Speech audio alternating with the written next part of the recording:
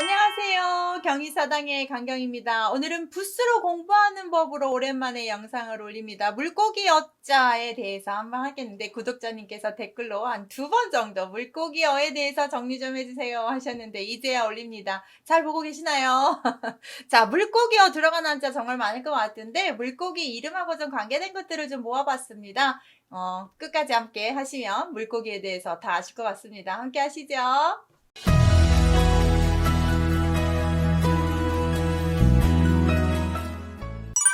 물고기 어짜 들어간 거 붕어부, 잉어리, 고래경, 미꾸라지추, 새우하 많이 아시는 거 있으십니까? 그 다음 환호한, 전복복, 악어악, 아기안, 비늘린 이렇게 해서 아마 10개 추려봤습니다. 첫 번째 물고기어를 확실히 아시면 좋겠는데요. 고기어라고 하지 마시고 꼭 물자를 집어넣으셔야 됩니다. 고기어 그러면 육류하고 관계되기 때문에 물고기를 뜻합니다. 자, 물고기 모양을 그대로 그린 한자입니다. 물고기를 그린 글자이고 어류에 총칭할 때는 무조건 물고기 어자에 부스가 들어가게 되겠습니다. 어육이라고 한다든지 어망이라고 한다든지 양어 물고기 기른다든지 치어 어린 물고기라든지 또는 많이 쓰는 어두육미라고 해서 생선은 뭐가 대가리 쪽이, 짐승의 고기는 꼬리 쪽이 맛있습니다. 그래서 생선은 머리 쪽을 준다고 하는데 개인적으로 전 생선 머리 안 먹습니다. 가운데 배 먹습니다. 배. 자, 옛날엔 그랬대요. 자, 수어지교라고 해서 물수 물고기 어짠데 물과 물고기는 서로 뗄래야 뗄 수 없는 사이인 거 아시죠? 정말 친한 사이를 수어지교라고 하는데 유비와 제갈량 사이 때 많이 씁니다. 서로 필요한 존재, 없어서는 안 되는 사이 이럴 때 많이 쓰는 한자라고 합니다. 이렇게 물고기 어자의 쓰임을 아셨다면 자, 첫 번째 붕어부 보시는데 제가 그림 찾아봤거든요. 붕어를 이렇게 예쁘게 사진 찍은 거 있어서 참고를 했습니다. 붕어 잘 보시면 붕어로 많은 요리도 하고 보양식도 하고 하는데요. 붕어 자, 물고기 어자에 부자는 그대로 발음만 주고 있는 것 같은데 옛날에 붕어가 상당히 상금으로도 이렇게 보상으로 주었다고 하네요. 그래서 이게 재물처럼 돈처럼 받았다고도 해요. 그래서 줄부자를 또 썼다고도 하고 붕어를 한자로는 부어 한글로는 붕어. 붕어를 한자로 찾으려면 없어요. 붕어는 부어라고 해야 맞습니다. 동의보감이나 이런 데는 부어라고 표현이 되어 있어요.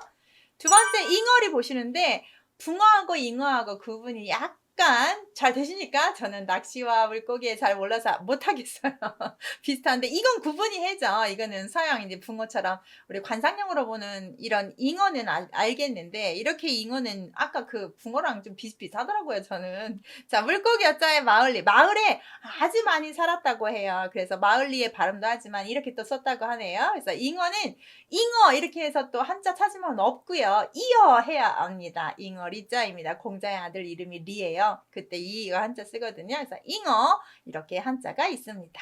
세 번째 고래 한번 보겠습니다. 고래는 뭐 사진 첨부하지 않으면 다 아시니까 물고기 중에서 제일 큰 고래고요. 물고기어 쓰고 서울경자 써서 발음경인데 서울이라는 것 자체가 임금이 사는 수도기 때문에 아주 큰 도시잖아요. 크다라는 뜻을 벌써 가지고 있고 다만 고래를 잡는 걸 큰 고래 잡는 게 보통 일이 아니었겠죠. 지금도 이렇게 힘든데 옛날에는 오직 했겠습니까? 배도 없는데 그래서 포경이라고 하는 건 큰 일이었고요. 고래를 잡던데 흔히 우리가 포경수술이라고 할 때 고래 잡다 이렇게 표현을 하는데 그거는 동음이어 때문에 조금 성적으로 말하기가 그러니까 고래 잡다라는 동음이어를 사용한 거고 진짜로 한자로는 정확히 구분이 됩니다. 음경경자에 쌀포를 써서 포경이라고 표현을 하고 고래를 잡을 때는 잡을 포자에 고래경을 쓰는 거고 다만 이 한글이 같아서 우리가 속되게 표현한 거라는 거 참고하시고요. 경음이라고 하는 것은 고래처럼 마시다 술을 많이 마시는 것 고래처럼 마신다고 표현하는데 얼마나 많이 먹으면 술을 고래처럼 먹는다고 해야 될까요? 한 뭐 몇 개짝은 먹어야 이 정도로 표현을 해야 되나요? 자, 고래 경자 이렇게 마무리하겠습니다. 미꾸라지 추자인데 여러분 미꾸라지 탕 아시죠? 주어탕이 추자입니다. 주어탕은 언제 먹어야 보양식이에요? 한자로 딱 써있네요. 가을에 드시면 정말 보양식이라고 하네요. 그래서 미꾸라지 추자에 추가 발음도 하지만 가을에 보양식으로 먹는 미꾸라지라고 좀 보시고 추어 미꾸라지라고 합니다. 그것을 탕으로 만들면 추어탕입니다. 개인적으로 추어탕 상당히 좋아합니다. 그냥 그 미꾸라지만 보는 거 너무너무 징그러운데 음식으로 나온 건 잘 보이지 않으니까 열심히 부추 넣어서 먹습니다. 자, 그 다음 새우 하자 보겠습니다. 빌릴 가가 지금 하발음 되는 걸로 잘 보시면 좋겠고요. 물고기 쓰시고 이렇게 써서 새우 하자인데 아까 고래경자와 같이 하면 경전하사라고 해서 고래 싸움에 새우등 터진다 이런 말 할 때도 쓰는 거고요. 대하, 새우 큰 거 소금구이 해먹으면 아주 맛있죠. 대하를 이 새우 하자를 앞에다가 물고기 써도 되고요. 벌레충 써도 되는데 물고기 쓰는 게 맞겠죠. 그래서 왕새우를 이렇게 대하라고 합니다. 대하 축제 가서 드시면 정말 맛있죠. 오늘 맛있는 게 너무 많은데요. 환호한 호라비 환자 보시겠습니다. 앞에 물고기에 뒤에가 눈물 흘리고 있는 모습이라고 하는데 한자로 찾으면 뒷달을 답인데 여기에서는 발음을 주지 않는 것 같습니다. 물고기와 이렇게 눈물 흘리는 모습을 그대로 뜻과 뜻이 만나는데 혼자 남은 아버지입니다. 흔히 가시고기라고 하는 전설의 물고기인데요. 아이들을 다 키우고 난 다음에 자기 살점을 다 내어주는 그런 환어입니다. 그래서 맹자가 임금이 성군이 되려면 네 부류를 잘 모셔야 된다고 하는 것 중에 환과 고독이라는 말이 있습니다. 그때 자주 나오는 한자인데 환이 바로 이런 가시고기 때문에 호라비 환자, 과는 호라미 과자, 과부가자, 고는 고아입니다. 독자는 외로울 도 부인도 없고 남편도 없고 자식도 없고 혼자인 사람 우리가 고독사라고 표현할 때 쓰는 그 독자입니다. 그래서 호라미에 어버이가 없는 아이에 늙어서 자식이 없는 사람 이런 사람들을 보살피는 거 이게 바로 보건복지부에서 해야 되는 대상자들이죠. 이런 분들을 잘 모시는 것이 성군이라고 표현하는데요. 외롭고 의지할 곳 없는 사람들을 한마디로 환과 고독이라고 합니다. 자, 여기서 눈물을 흘리고 있는 모습 잠깐만 보시면 눈목을 가로로 놓은 거고요. 이렇게 물수처럼 보시면 돼요. 물수예요. 물수. 물이 줄줄 흐르는 그래서 울고 있는 물고기로 생각하시면 되겠습니다. 환과 고독 좀 알아두시면 좋겠네요. 전복복인데요. 아주 귀하신 몸이시죠. 복자 발음 이외에 있는 이것을 위에 왔기 때문에 이렇게 된 거지 사람인자로 써도 됩니다. 얘가 발음을 줬다라고 합니다.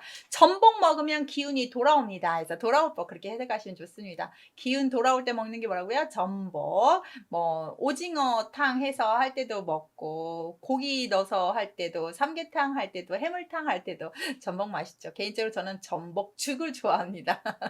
자, 여기서 전복과의 조개다 이렇게 해서 쓰시면 되겠습니다. 물고기 어쩌는 이렇게 다 물고기하고 관계된 먹는 것, 물고기 이름하고 관계된 게 많습니다.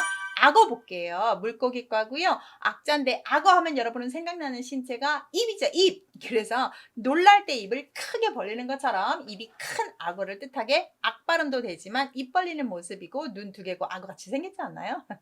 악어 할 때도 쓰는 한자가 되겠습니다. 자, 아귀 한자인데 아귀탕, 아구찜 많이 드시니까 찾아봤더니 정말 못생겨서 옛날에는 못생기고 맛도 없어서 다 버렸던 건데 지금은 조리법들이 아주 발전돼서 이 아귀를 아주 맛있게 요리해서 아귀찜들이 많죠. 아귀찜 파는 음식점들. 물고기 어짜고 편안할 안자가 안 발음인데요. 아주 편안하게 자기가 생기고 싶은 대로 생긴 아기라고 해석을 좀 해볼게요. 안강이라고 해서 여기도 아기 광자입니다. 아기 물고기 할 때 씁니다. 편안하게 누워있죠? 제가 좀 그런 걸 좀 찾아봤습니다. 자, 비늘 린자인데요. 도깨비 비늘 린자가 린이 됐고요. 물고기에는 다 비늘이 있으니까 인과 비늘과 껍데기다 라고 할 때 제가 공부만 한다고 살림을 좀 안 했었습니다. 그래서 결혼 신혼 초에 물고기를 잡아다가 이제 신랑이랑 같이 구워 먹는데 제가 비늘을 안 벗기고 구웠어요.